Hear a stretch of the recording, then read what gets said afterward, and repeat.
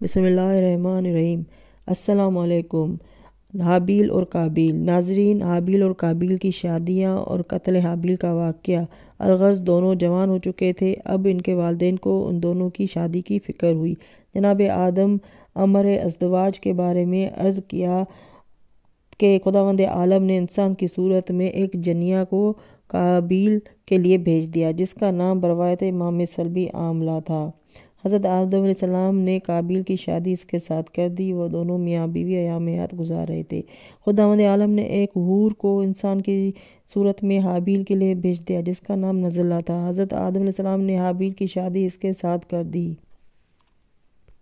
آدم علیہ السلام نے حابیل کی صلاحیتوں کی روشنی میں حکم خدا سے حابیل کو اپنا جانشین بنانے کا اظہار کر دیا۔ قابیل کو جو ہی یہ ارادہ معلوم ہوا، بھڑک اٹھا اور آتش زیر پا ہو کر باپ کے پاس گیا اور کہنے لگا کہ آپ نے تو ایک یہ بے انصافی کی کہ مجھے جنیہ عورت دی اور حابیل کو حور دیا، اور اب یہ بڑا ظلم مجھ پر کیا کہ میرے بڑے ہونے کے باوجود مجھے نظر انداز کر دیا اور اپنا خلیفہ حابیل کو بنانے کا فیصلہ کیا ہے۔ میں اسے کسی حال میں تسلیم نہ کروں گا۔ پھر بولا، اچھا یہ بتائیے کہ یہ کچھ آپ نے اپنی طرف سے کیا ہے یا خدا کا حکم ہے؟ آدم علیہ السلام نے فرمایا کہ میری طرف سے اس چیز کے ہونے کا سوال ہی پیدا نہیں ہوتا۔ یہ امر خلافت خدا کے ہاتھ میں ہے، وہ جسے چاہتا ہے عطا کرتا ہے، میرا اس میں کیا دخل ہے؟ پھر خداوند عالم نے حضرت آدم علیہ السلام کی طرف وحی کی کہ میراث نبوت و علم کا بندوبست کرو، یہ چیزیں حابیل کے حوالے کر دو۔ چنانچہ انہوں نے حابیل کو جانشین بنا دیا، اور جب قابیل کو اس کی اطلاع ملی تو وہ آ کر کہنے لگا کہ زیادہ حقدار میں ہوں، آپ نے حابیل کو مجھ سے چھوٹا ہے خلیفہ کیوں بنا دیا ہے؟ حضرت آدم علیہ السلام نے فرمایا، اے فرزند، میں اس امر خلافت پر مجبور ہوں۔ یہ امر خلافت اللہ کے ہاتھ میں ہے، اسی نے حابیل کو میرا خلیفہ بنا دیا ہے، میں نے اس کی تعمیل کر دی ہے، اس سے زیادہ اس امر میں میرا کوئی دخل نہیں۔ حضرت آدم علیہ السلام نے فرمایا، اگر تم کو غلط فہمی ہے تو تم میرے کہنے پر یقین نہیں کرتے ہو تو پھر دونوں بھائی خدا کی بارگاہ میں قربانی پیش کرو، جس کی قربانی منظور ہو جائے گی وہی افضل قرار دیا جائے گا۔ قابیل نے قربانی پیش کرنے کی بات مان لی، اور ایک دن دونوں نے ایک پہاڑ پر اپنی قربانیاں رکھ دیں۔ قابیل زراعت کرتا تھا، اس نے روی قسم کا گندم لا کر پہاڑ پر رکھا۔ حابیل نے دمبے وغیرہ پالے ہوئے تھے، انہوں نے بہترین قسم کا دمبا لا کر پہاڑ پر رکھا۔ اس زمانے میں قربانی قبول ہونے کا طریقہ یہ تھا کہ آسمان سے ایک آگ کا شعلہ آتا تھا، اور جس کی قربانی قبول کرنا ہوتی تھی اسے جلا کر خاکستر کر دیتا تھا، اور جس کو قبول کرنا منظور نہ ہوتا تھا وہ جوں کی توں پڑی رہتی تھی۔ غرض کہ قربانی پہاڑ پر رکھی گئی، شعلہ آیا، اس نے حابیل کے دمبے کو کھا لیا۔ تبری میں ہے کہ یہ قربانی قبول ہونے کا طریقہ عہد بنی اسرائیل تک باقی رہا۔ رائس سلبی میں ہے کہ یہی دمبا بعد میں فدیہ اسماعیل بن کر آیا۔ اس واقعے سے حضرت آدم علیہ السلام مطمئن ہو گئے۔ انہیں خیال ہوا کہ قابیل کو اب پورا اطمینان ہو گیا ہوگا، لہٰذا وہ حج بیت اللہ کے لیے روانہ ہو گئے۔ رائس سلبی میں ہے کہ حضرت آدم علیہ السلام جب حج کو جانے لگے تو انہوں نے آسمان سے کہا کہ میرے بیٹے حابیل کی امانت کے طور پر حفاظت کرنا، اس نے انکار کر دیا۔ پھر زمین سے کہا، اس نے بھی انکار کر دیا۔ پھر پہاڑوں سے کہا، انہوں نے بھی انکار کر دیا۔ پھر قابیل سے کہا، اس نے اپنے مقصد کے تحت اقرار کر لیا۔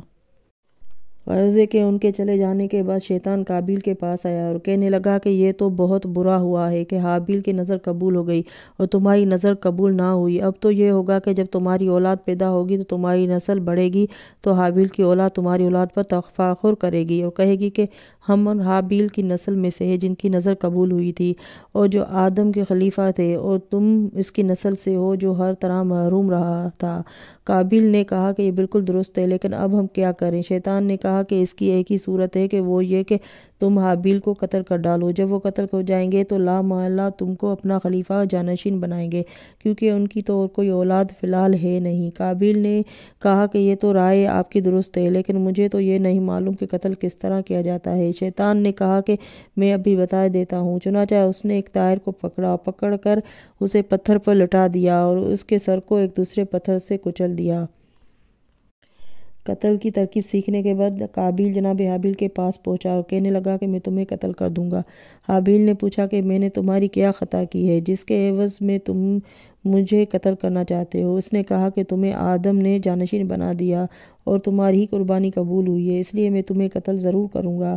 حابیل نے کہا کہ اس میں میری کیا خطا ہے؟ اس نے کہا، تمہارے خطا ہو یا نہ ہو، تم کو قتل کروں گا، کیونکہ اگر ایسا نہ کروں گا تو تمہاری نسل میرے اولاد پر تفاخر کرے گی۔ حابیل نے جب یقین کر لیا کہ یہ اس جرم عظیم سے باز نہ آئے گا تو کہنے لگے کہ بھائی، اگر تم مجھے قتل کرنا چاہتے ہو تو کر ڈالو، لیکن میں بتا دیتا ہوں کہ میری طرف سے اس کے متعلق اقدام نہ ہوگا اور میں تمہاری طرف قطعاً ہاتھ نہ بڑھاؤں گا۔ اس کے بعد وہ اپنی جان بچانے کے لیے اپنے گھر سے نکل بھاگے اور جنگل مارے پھرتے رہے۔ قابیل ان کے تعاقب میں رہا، یہاں تک کہ ایک دن قابیل نے بصرہ کے اس مقام پر جس جگہ جامع مسجد بنی ہوئی ہے، حابیل کو ایک پتھر پر سوتا ہوا پایا۔ وہ ان کے قریب گیا اور ایک بہت بڑا پتھر اٹھا کر اس قریب کے سر پر دے مارا۔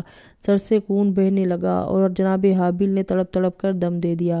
حضرت علی علیہ السلام فرماتے ہیں کہ جس دن حابیل قتل ہوئے وہ آخری چہارشنبہ کا دن تھا۔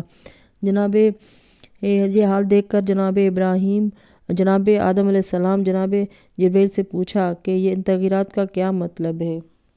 کیونکہ جناب حابیل کا قتل ہونا تھا کہ سارے عالم میں تغیرات پیدا ہو گئے۔ آسمان کا رنگ بدل گیا، سورج کا گرہن لگ گیا، سیاہ آندھی چلی، درختوں سے پھل گر گئے، زمین میں زلزلہ آیا، درختوں میں کانٹے نکل آئے۔ یہ حال دیکھ کر جب آدم علیہ السلام نے جبرائیل سے پوچھا تو ان تغیرات کا کیا سبب ہے؟ مجھے ایسا معلوم ہوتا ہے کہ کوئی امر عظیم حادث ہو گیا ہے۔